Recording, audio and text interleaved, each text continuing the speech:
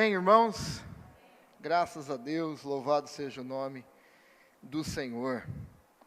É muito bom nós trazermos, continuarmos trazendo as crianças para estar aprendendo a palavra de Deus. Meus irmãos, hoje nós vamos meditar sobre a história do Natal, a luz do mundo. E na minha introdução, eu quero ler essa frase com vocês. Você não é produto das circunstâncias. Você é produto das suas decisões. E este é Viktor Frankl. Viktor Frankl foi um grande psiquiatra austríaco, neurologista e filósofo, criador da logoterapia. Esse homem sentiu na sua própria pele os horrores do Holocausto, os horrores sendo prisioneiros em vários campos de concentração nazista, e sobreviveu a todos eles. A frase dita por ele está dentro de um contexto de muito sofrimento, dentro de um contexto de exploração, dentro de um contexto de tortura, e as pessoas nesse contexto não tinham nenhum tipo de dignidade. Foi quando ele disse essa frase. A frase dita após uma intensa avaliação de como várias pessoas, assim como ele, sobreviveram aos campos de concentração nazistas. A conclusão que esse homem chegou é que o que fazia as pessoas a passarem por tanto sofrimento, exploração, tanta tortura, tanta dor, condição deplorável, ele chegou depois de estudar a mente de várias pessoas, e alguns sucumbiram, alguns não. A grande maioria delas, ele disse que era a esperança. A esperança fazia com que essas pessoas suportassem tantas coisas. Esperança de ver a família, esperança de sair dali, esperança de ver o nazismo cair, esperança de apenas reencontrar os seus entes queridos. Enfim, eles se apegavam a algum tipo de esperança. E é óbvio que Viktor Frankl aqui não está falando dentro de uma cosmovisão bíblica. Ele está falando da mente, de esperar alguma coisa. Mas a palavra de Deus também tem muito a nos ensinar como a esperança em si, numa cosmovisão bíblica, reflete em nossas vidas como discípulos de Jesus. A palavra nos mostra isso. Mas primeiro nós precisamos então definir o que é esperança em uma cosmovisão bíblica. O que ela significa para nós? Será que é de fato as coisas acontecerem da forma que nós queremos? E eu gosto muito da forma desse pastor, ele diz, Leslie Newbigin, ele usa esse termo dizendo que a esperança é como uma âncora da alma. E ele diz, esperança no Novo Testamento é uma palavra muito importante. Não se trata meramente de um forte desejo. Não é isso esperança no Novo Testamento. De algo que pode ou não acontecer no futuro. É do contrário, uma segurança inabalável sobre o que o futuro nos reserva. Mesmo não sabendo o que irá acontecer em nosso futuro, nós temos uma confiança inabalável que o futuro nos reserva é bom, porque Deus é Ele a verdadeira nossa esperança. É Ele que cuida de nós. Então ele diz, é uma segurança inabalável sobre o que o futuro nos reserva, o que consiste numa âncora da alma, firmemente segura. Para que se usa uma âncora no barco? Os irmãos já devem ter visto, e conhecem, a gente nem precisa falar, mas a âncora faz o barco manter parado, independente de vento, independente de tempestade, ela mantém o barco parado. E assim somos nós, a esperança dentro da Bíblia, mesmo quando os ventos sopram, o mar se levanta, mesmo assim nós continuamos firmes, porque nós sabemos que Deus continua cuidando de nós. A narrativa do Natal, a narrativa do verdadeiro Natal, e nós não precisamos aqui falar sobre data de novo, né, nada dessas coisas. Mas a narrativa do verdadeiro Natal é uma narrativa de esperança. É Deus conduzindo todas as coisas e cumprindo a promessa de salvação para nós. E é sobre essa história que nós vamos meditar nessa noite. A história do verdadeiro Natal. E eu quero convidar você então a ler Lucas comigo, capítulo 2, versículo 1 ao 7, assim como todos os anos, né, nós lemos. Lucas capítulo 2, versículo 1 ao 7.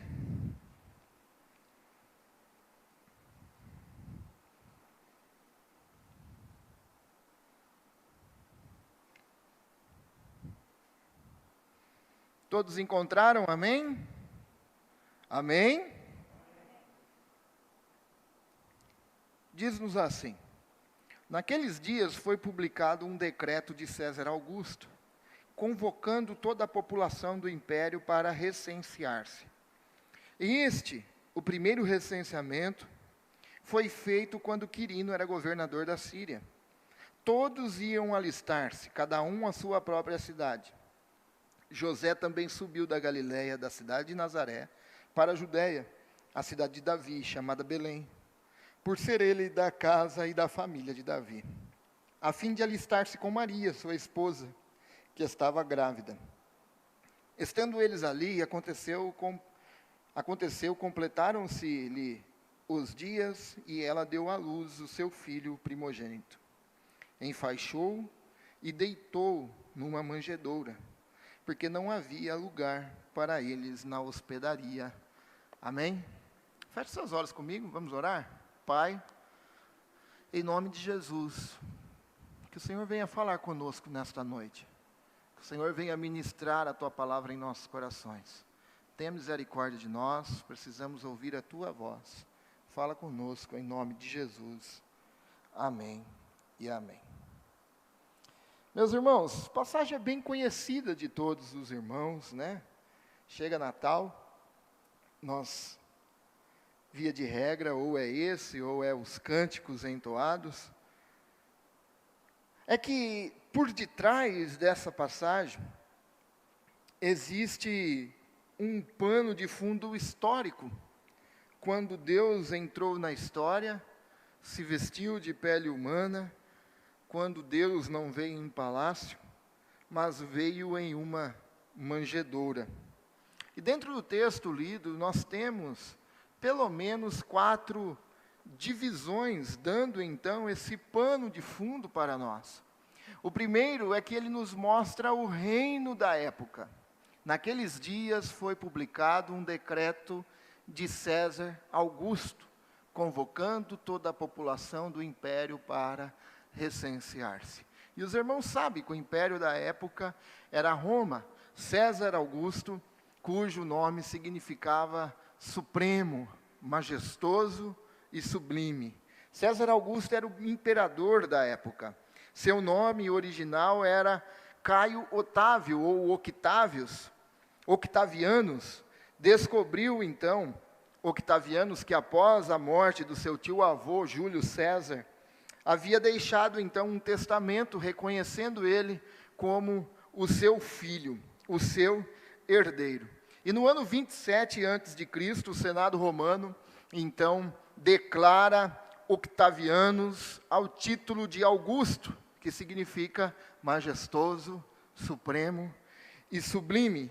Então esse Octavianos passa agora a ser conhecido como César, o César Augustus. Mas a segunda divisão do texto é que este homem também faz um decreto, E esse decreto, naqueles dias, foi publicado um decreto de César Augusto, convocando toda a população do império para recensear-se. O que havia sido planejado, então, na eternidade, antes da fundação do mundo, a plenitude dos tempos, como diz o apóstolo Paulo, havia chegado agora um momento. E isso aconteceu quando César Augusto convocou o povo, então, de todo o império, para se apresentarem. O termo grego usado para recenseamento é a palavra alistar-se, que significava o registro do nome de cada cidadão. Todos os cidadãos tinham que voltar à sua cidade natal e ali prestar contas da sua posição social, o nome de sua esposa, o nome de seus filhos, o seu patrimônio, para que assim, então, eles calculassem agora a renda, para também calcular os impostos que seriam pagos. Mas a terceira divisão é que essa viagem era uma viagem necessária. José também subiu da Galileia, da cidade de Nazaré para a Judéia, a cidade de Davi, chamada Belém. José saiu de Nazaré para então as montanhas da Judéia. E era uma região muito íngreme de vales e montanhas, e Maria então foi com ele. Alguns historiadores, nós não sabemos, não podemos afirmar, que José então toma essa atitude para livrar Maria das más línguas, porque ali ele poderia prestar a conta de sua esposa. Mas o que importa é que esses homens, esse casal viaja agora cerca de 120 a 150 quilômetros. E a viagem não era fácil, ainda mais para uma mulher grávida que estava para ganhar o bebê. Porque o Uber da época, o que tinha mais perto, era um jumento. Então, essa família agora viaja todo esse caminho distante, e ela precisou enfrentar então o calor do dia, o frio da noite, a irregularidade das estradas, e também a precariedade dos abrigos noturnos. Mas esta viagem era uma viagem necessária. Até que então chegamos na quarta divisão, o novo reino entrando na história. Estando eles ali, aconteceu que completaram-se-lhe os dias, e ela deu à luz o seu filho primogênito, e o enfaixou, e o deitou numa manjedoura, porque não havia lugar para eles na hospedaria. Mas agora um novo reino, o reino de Deus, está agora entrando na história. Aquele sonho de Nabucodonosor da estátua com pés de barros, agora atingido por uma pedra, e essa pedra derruba e destrói a estátua, e agora essa pedra cresce, cresce, cresce e toma toda a terra. Este reino agora está entrando na história dessa rocha, dessa pedra.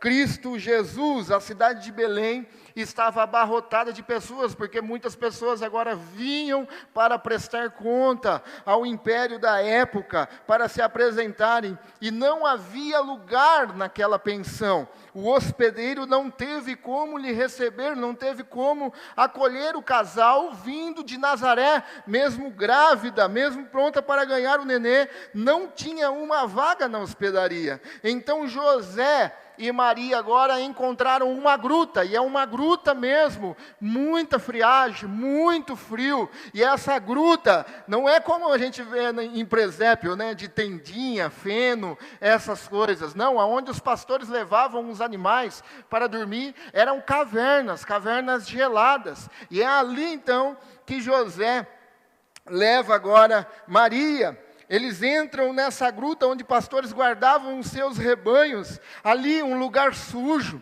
ali um lugar com odor, um lugar onde animais comiam. Jesus, o Deus encarnado, o Deus agora nos visitando, habitando entre nós, nasceu e foi colocado numa manjedoura. O Rei dos Reis entrou na história dessa forma humilde, dando-nos então um golpe em nosso orgulho, dando-nos então um golpe, golpeando a nossa arrogância, a nossa soberba, o nosso eu. Jesus agora, o Rei dos Reis, dono de todas as coisas, criado por Ele, para a glória dEle, entra na história desta forma, dando-nos um soco no estômago e nos mostrando o que é de verdade servir os outros, o que é de verdade humildade.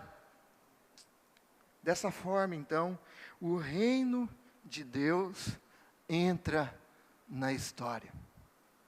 Então, o que a história do Natal tem a nos ensinar sobre a esperança?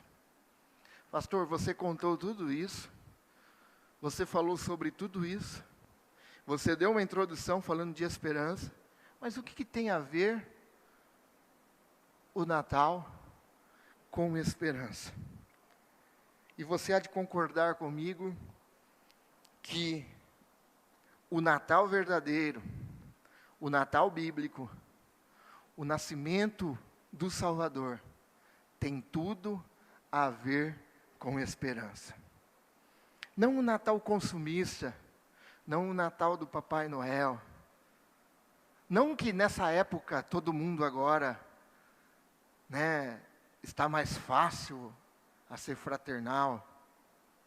Não, o Natal verdadeiro nos mostra que a esperança do verdadeiro discípulo de Jesus tem tudo a ver com Deus entrando na história e habitando entre nós. Então eu tenho 3 coisas para nós levarmos para casa e para praticarmos nessa noite. Depois de vermos toda a história e nós conhecemos a história, a primeira coisa que nós temos que ter convicção, levarmos para casa, colocarmos em prática, é termos então a nossa esperança no Deus que conduz a história.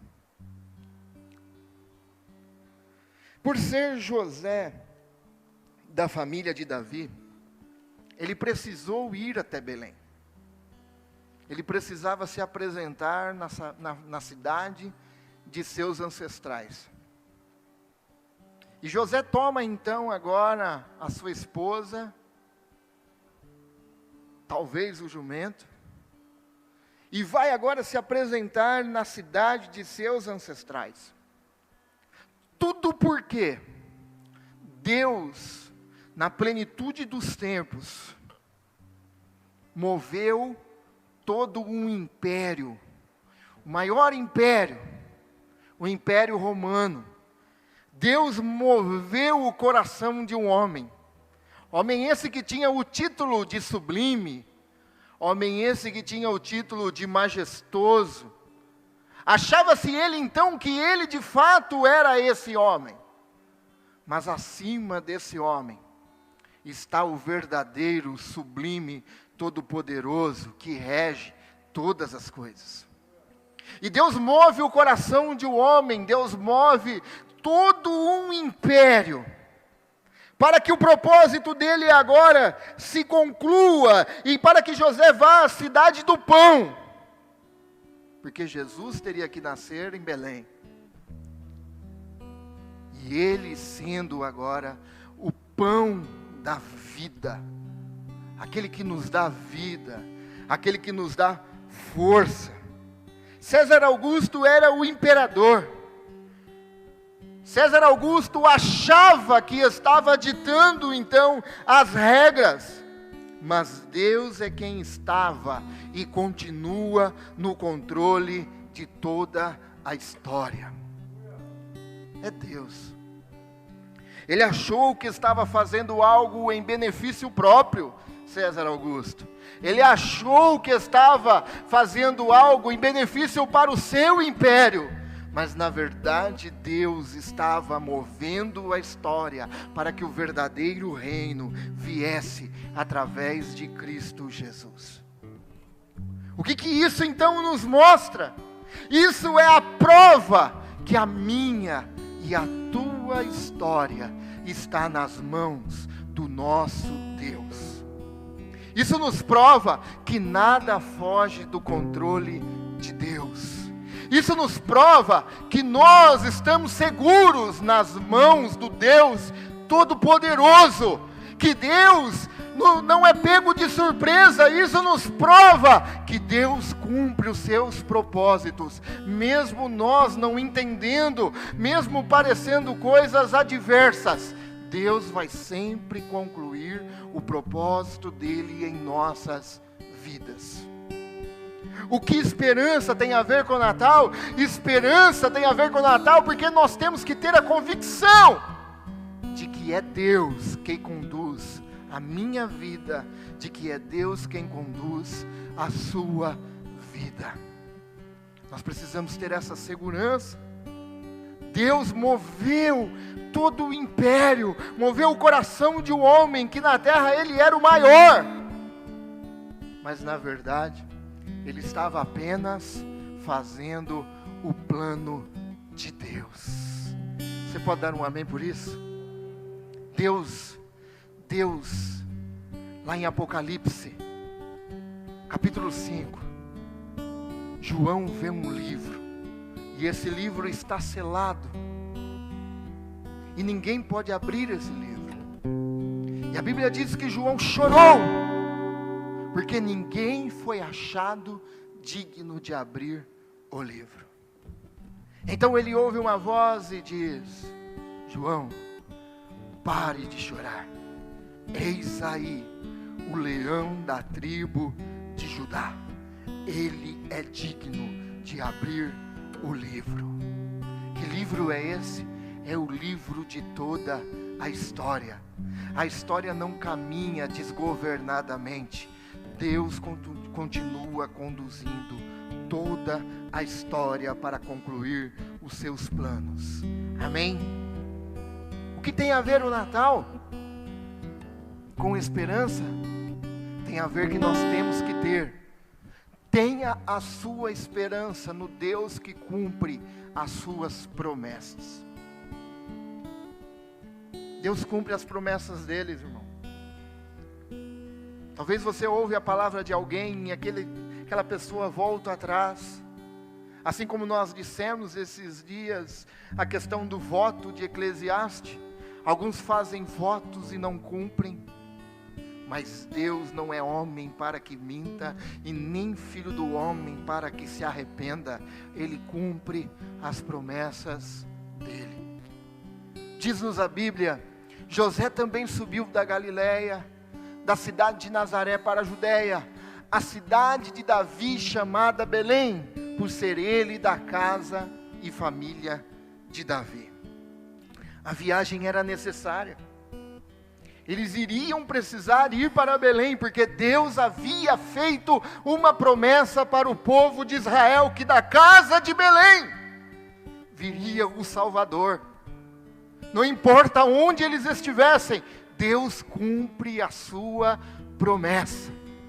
Eles teriam que voltar lá, para Deus cumprir à risca a sua promessa. Deus cumpriu então a profecia de Isaías, capítulo 7, versículo 14, que de uma virgem viria o Messias. Cumpriu a sua promessa de Miqueias, capítulo 5, versículo 2, de que ele nasceria em Belém. Ele então moveu o império para que isso acontecesse, e a narrativa bíblica é tudo sobre o cumprimento de Deus com suas promessas na história maior. E nós precisamos relembrar aqui. A narrativa bíblica mostra-nos isso. Mostra-nos.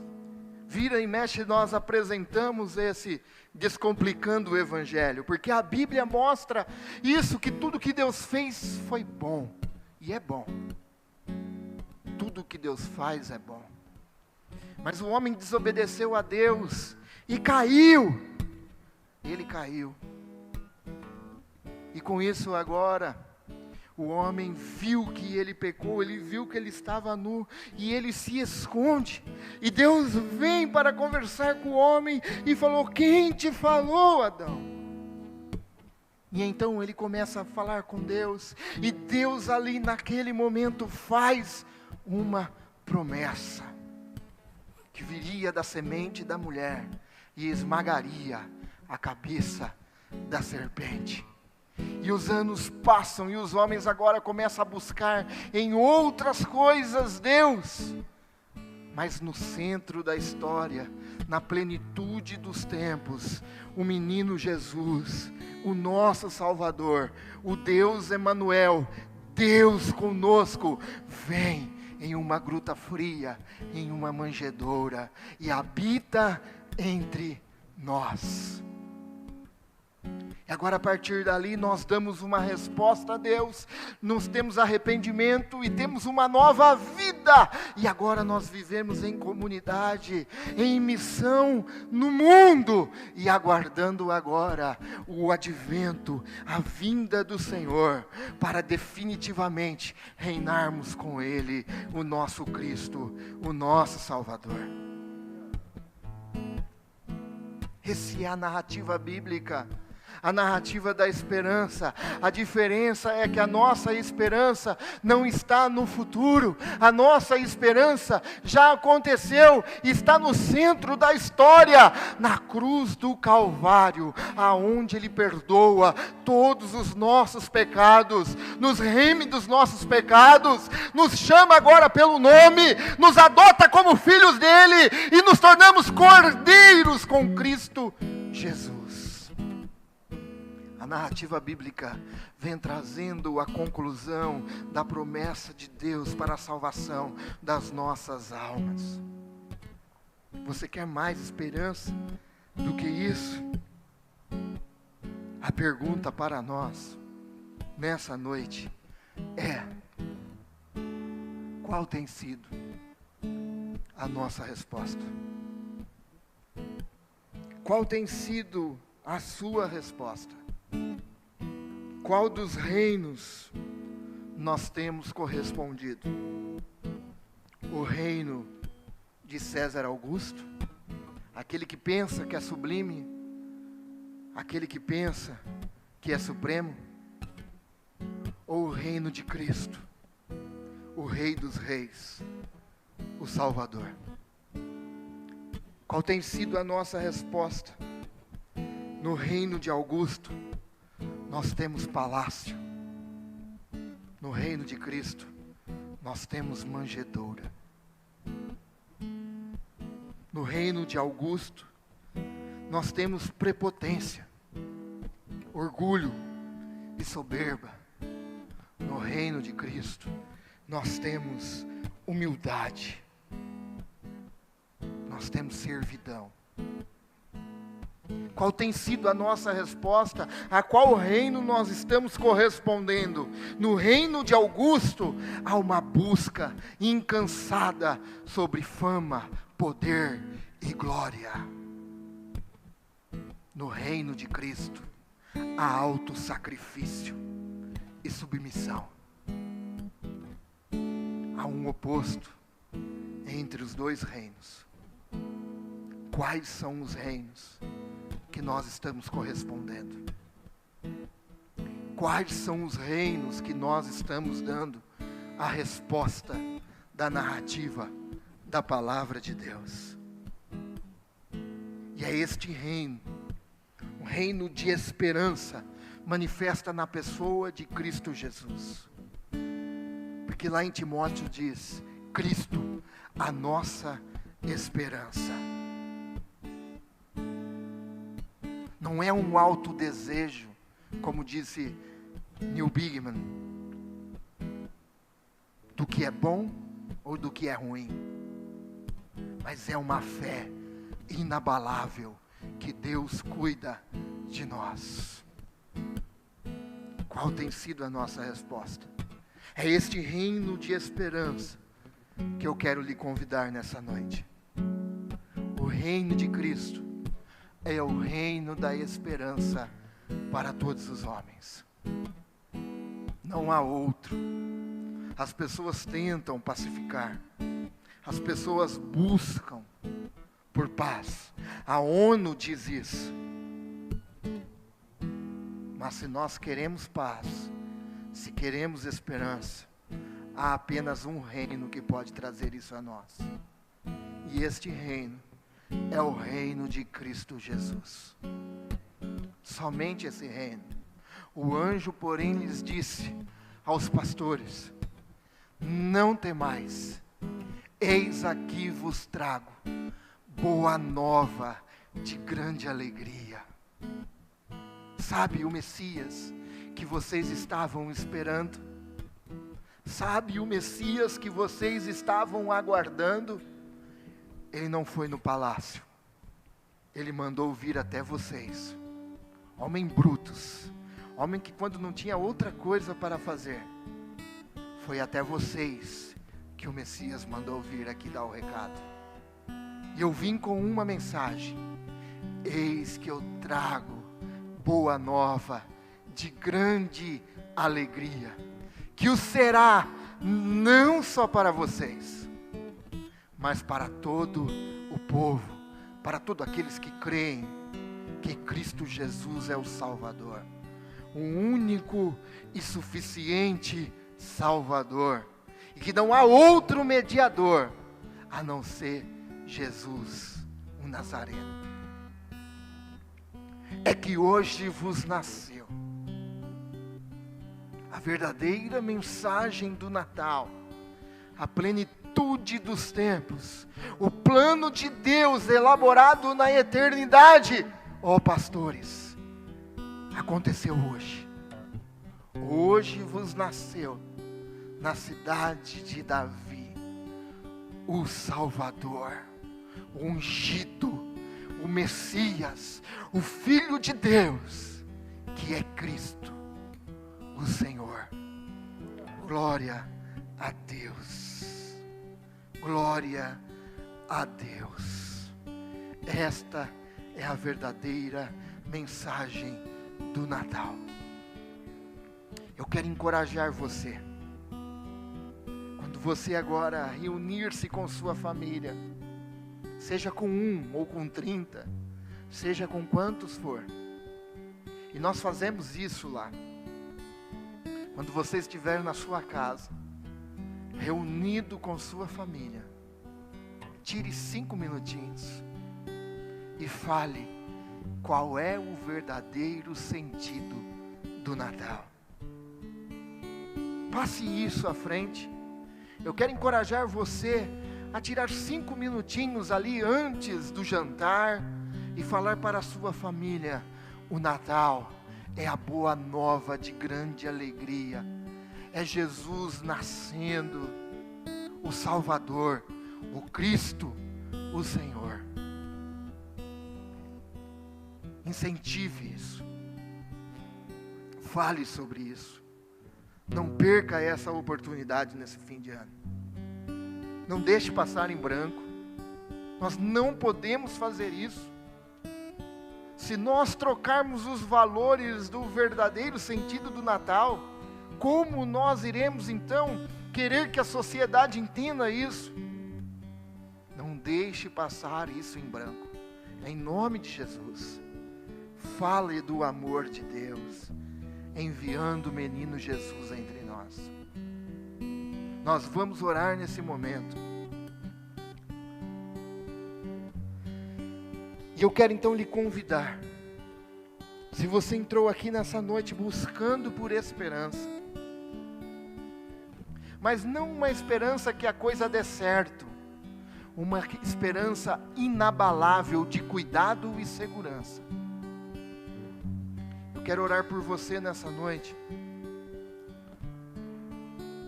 que tem corrido atrás, buscando uma luz no fim do túnel. Eu quero lhe dizer, Jesus é a boa nova de salvação para os homens. Jesus é a promessa de Deus aos homens. E eu quero lhe convidar então a dar uma resposta uma resposta àquele que está no centro da história, Cristo Jesus. A dar uma resposta a Ele nessa noite, e fazer então parte agora desse reino, esse reino de esperança. E você que talvez tenha dado mais resposta ao reino de Augusto, ao reino da fama, ao reino do poder, ao reino da prepotência, ao reino do orgulho, eu quero lhe convidar a deixar essa resposta sua, esse pecado, na cruz do Calvário, e encontrar perdão e graça no sacrifício de Jesus. Vamos orar? Feche os seus olhos comigo, tire um minuto de reflexão.